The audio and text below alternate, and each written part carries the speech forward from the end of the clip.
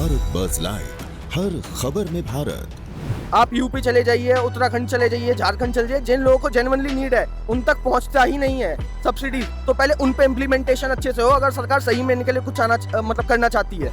एक ब्राह्मण भी तो गरीब हो सकता है, एक बनिया भी तो गरीब हो सकता है, एक राजपूत भी तो गरीब हो सकता है। जो हमारी बहन बेटियां हैं वो IAS 99 पे भी नहीं बन पा रही है IPS, और ये लोग 33 पे भी बन जाते हैं। मैम बहुत सिंपल सी बात है, अगर भाई और मैं तो हम दो लोग हैं, एक के पास एक्सेस पावर है तो इंडिया के अंदर 80 to 90% मिसयूज होता है जिस एक्सेस पावर का। आप बस इतना बताइए, अगर मेरे साथ कुछ होता है, कल मेरे को हरास किया जाता है, फॉल्स एक्यूज किया जाता है, उसके लिए कौन रिस्पॉन्सिबल होगा? क्योंकि ये डिवाइड एंड रूल पॉलिसी है, हम बटेंगे तो कटेंगे। जो गलत करेगा उसके गलत है, जो सही है, हम अंधभक्त नहीं है। सुअर को गला में जनेऊ पहना दिया जाता है, ब्राह्मण तेरी कब्र घुटेगी, ऐसा चीज़ें हो रहा है। ब्राह्मण जाएगा तो कहाँ जाएगा? OBC वाले को भी ज़्यादा खुश नहीं होना चाहिए। तुम चलो UGC से बच भी जाओगे तो ST लगा दिया जाएगा। बात बताइए, वही बात आ गई जैसे अम्बेडकर जी ने संविधान बनाया था, उसमें आरक्षण 10 साल के लिए था, वो अभी तक चल रहा है। क्यों? क्योंकि ये जो गाइडलाइंस है देखा जाए तो 2012 का गाइडलाइंस था UGC का जो कि चल रहा था, लेकिन 2025 में ऐसे 2 केसेस आए थे, अगर आपको याद हो, हैदराबाद का रोहित और एक मुंबई की पायल। इन दोनों स्टूडेंट्स ने सुसाइड कर लिया था और इन दोनों मामलों में ये बात सामने आई थी कि जातिगत भेदभाव के चलते इन लोगों ने अपनी जान दे दी थी। इसी के बाद सुप्रीम कोर्ट में ये मामला पहुंचा और सुप्रीम कोर्ट ने ही UGC को ये फरमान दिया था कि आप जल्द से जल्द, जितनी जल्दी हो सके, आप नियम बनाएं और नियम लागू करें। उसके बाद UGC ने अपनी एक रिपोर्ट बनाई, 5 साल के अंदर रिपोर्ट देखी और उसके बाद पता चला कि जितनी भी कंप्लेंट्स UGC के पास आती है, इस तरीके के जो कंप्लेंट्स होते हैं जातिगत मामलों को लेकर, वो 5 साल के अंदर लगभग करीब 118% बढ़ गए हैं। तो इसके बाद UGC ने ये नई गाइडलाइंस बनाई, इसमें कई सारे बदलाव किए। अगर आप इसको पढ़ेंगे डिटेल में तो इसमें कई सारी चीज़ें हैं। मोटा मोटी तौर पर इसमें एक इक्विटी कमेटी बनाई जाएगी जो कि सारी सिफारिशें देखेंगी, लेकिन जो सवर्ण कैटेगरी के बच्चे हैं, स्टूडेंट्स हैं, उनकी इससे नाराज़गी इसलिए है क्योंकि उनका कहना है कि जो इक्विटी कमेटी है उसमें SC ST OBC को तो रखा गया है लेकिन जनरल कैटेगरी के लोगों को नहीं रखा गया है।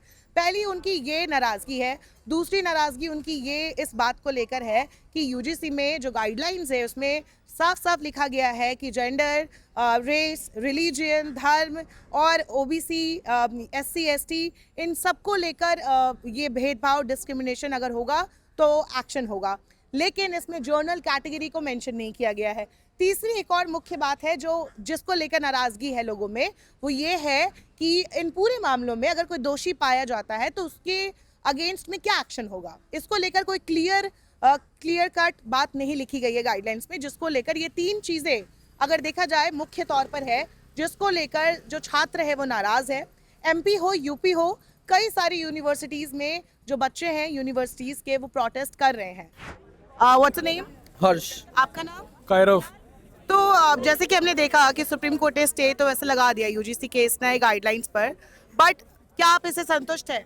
बहुत संतुष्ट हैं। आप एक चीज़ बताइए, आरक्षण हो रहा है, चलो ठीक है, एक ब्राह्मण भी तो गरीब हो सकता है, एक बनिया भी तो गरीब हो सकता है, एक राजपूत भी तो गरीब हो सकता है। जो हमारी बहन बेटियां हैं वो IAS 99 पे भी नहीं बन पा रही है IPS, और ये लोग 33 पे भी बन जाते हैं। अगर इतना ही रिजर्वेशन देना है तो आर्थिक स्थिति पे दीजिए ना। और आप इसमें बहुत ज़्यादा लूप होल्स हैं। सबसे बड़ा लूप होल कि अगर मेरे खिलाफ कोई फॉल्स केस करता है उसके लिए कोई सुनवाई नहीं है। दूसरा, अगर मैं अपना वहाँ पे मेरे खिलाफ फॉल्स केस है, मेरे बेंच में कोई जनरल कैटेगरी का बंदा नहीं है, सारे SC ST के, तो ये भी बहुत गलत है। और तीसरी सबसे बड़ी चीज़ इसमें जो है कि अगर मेरे खिलाफ कोई फॉल्स केस करे तो उसके ऊपर दुगनी सुनवाई होनी चाहिए, और मेरे साथ कोई डिस्क्रिमिनेशन हो तो उसके साथ भी तो कार्रवाई होनी चाहिए। इक्वालिटी तो जब आएगी।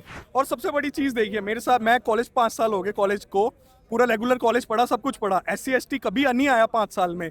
अब UGC का कानून लाया जा रहा है बीच में। मेरे साथ SC ST के बहुत प्यारे भाई हैं, मैं उनके साथ खाता हूँ, उठता बैठता हूँ, कभी हमारे बीच ये भेदभाव नहीं आ रहा। तो ये हमें एक हिंदुओं को बांटा क्यों जा रहा है? ये सिर्फ एक वोट के लिए करा जा रहा है, जो सब करा जा रहा है। तो फिर आपको क्या लगता है कितने स्ट्रगल्स हैं जो एक जनरल कैटेगरी को स्टार्टिंग से बियर करने पड़ते हैं। अब हम कितने स्ट्रगल से और डील करें। एक बच्चा 12th पास करता है, जितना कास्टिज्म है जो है, 12th पास करते मैं जनरल कैटेगरी का हूँ, मेरे को DU जाना है, कहीं भी जाना है, पहले मेरे को रिजर्वेशन के थ्रू कॉलेज में के अंदर मैं एंटर करूंगा। उसके बाद मैं सोचूं कल को मैं सिविल सर्विसेज के लिए, लॉ के लिए, नीट के लिए किसी कहीं भी प्रिपेयर करूं, वहाँ फिर मेरे को रिजर्वेशन के साथ डील करना पड़ेगा। फिर मैं जब कॉलेज के अंदर एंट्रेंस ले लूँ, अपनी स्टडी कर रहा हूँ, फिर जब मेरे को वहाँ पे भी कास्टिज्म से डील करना पड़ रहा है।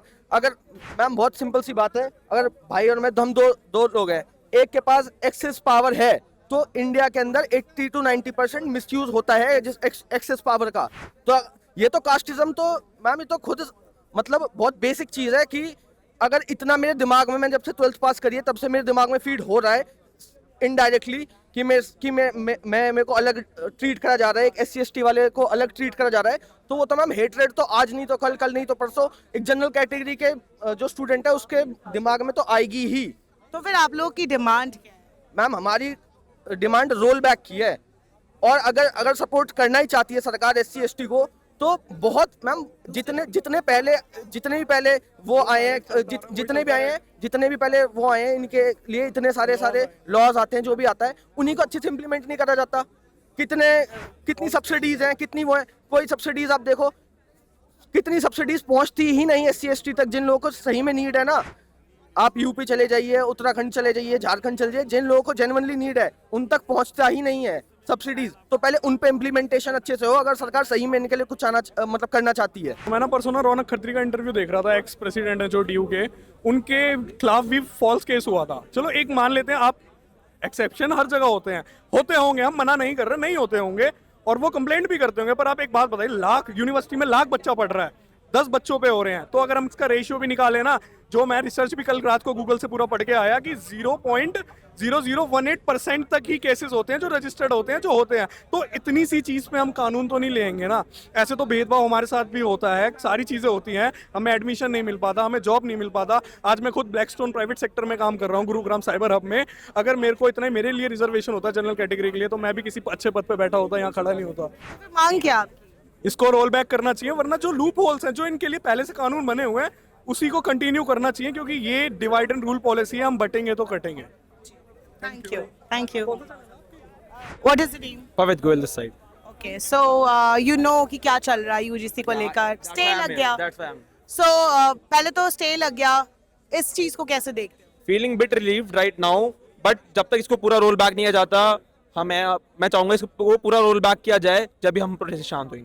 We have two demands, या तो they come with a proper UGC act in which all the loopholes are cleared. They have so many loopholes. For example, general category का कोई भी बेंच पे नहीं है, and if something happens to me then उसके लिए कौन support करेगा? मैं जनरल कैटेगरी से आता हूँ, अगर मेरे पे कोई फॉल्स एक्यूजेशन लगाता है, उस पर इतनी कोई स्ट्रिक्ट मॉनिटरिंग है नहीं, क्योंकि वहाँ पे कोई जनरल कास्ट का बंदा है नहीं।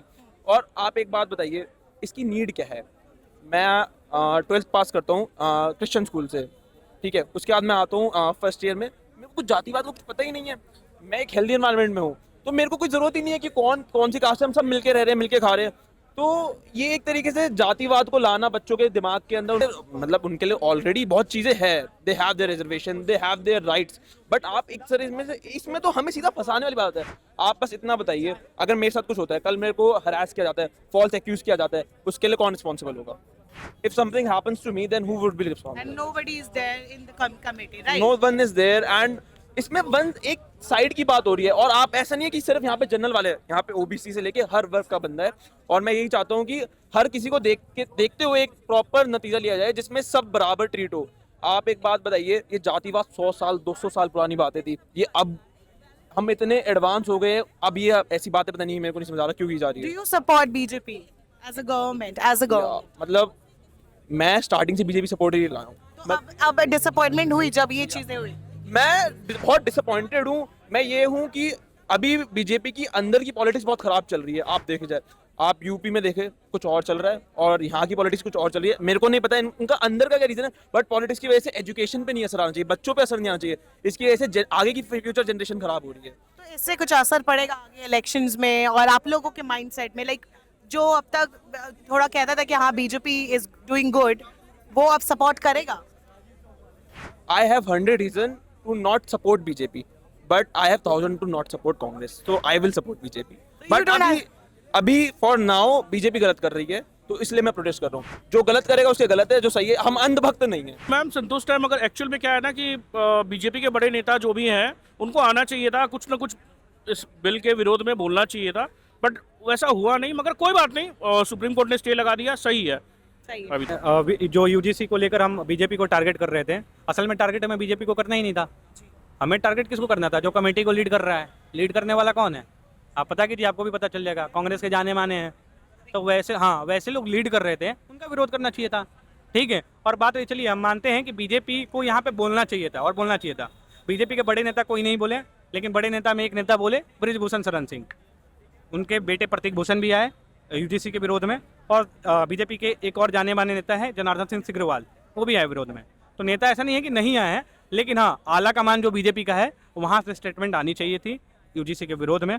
क्योंकि बीजेपी के अगर कोर वोटर देखा जाए ना तो ब्राह्मण, राजपूत, भूमियार, लाला, बनिया का ऐसे ही है और कोई नहीं है। बाकी मैं किसी को जानता ही नहीं कि वोट देते होंगे। तो ये चीज़ समझना चाहिए बीजेपी को, और बीजेपी को बोलना चाहिए था। बाकी अभी हम बीजेपी के साथ हैं और रहेंगे बीजेपी के साथ। अब क्या है कि आप ब्राह्मण बनिया भारत छोड़ो जेएनयू में नारा लगता है, सुअर को गला में जनेऊ पहना दिया जाता है, ब्राह्मण तेरी कब्र घुतेगी, ऐसा ऐसा चीज़ें हो रहा है। ब्राह्मण जाएगा तो कहाँ जाएगा? जो जनरल कास्ट के लोग हैं वो जाएंगे तो कहाँ जाएंगे? इस तरह का विचारधारा जो हिंदू राष्ट्र क्या है? ब्राह्मणों को ही नहीं सम्मान दे पा रहे हो तो हिंदू राष्ट्र कैसे बनेगा? विश्व गुरु कैसे बनेगा? ब्राह्मण के साथ साथ क्षत्रिय हैं, वैश्य हैं। अब देखो एसटी अभी जो ओबीसी को भी इन्होंने शामिल कर लिया है, ओबीसी वाले को भी ज़्यादा खुश नहीं होना चाहिए। तुम चलो यूजीसी से बच भी जाओगे तो एसटी लगा दिया जाएगा, तो फिर कैसे हो? तो जहाँ तक मोदी जी की बात है, और अभी तक राजनाथ सिंह जो हैं हमारे रक्षा मंत्री हैं, हमारे प्रोग्राम में भी आते हैं, लेकिन बोलना पड़ रहा है कि आप धृतराष्ट्र मत बनिए।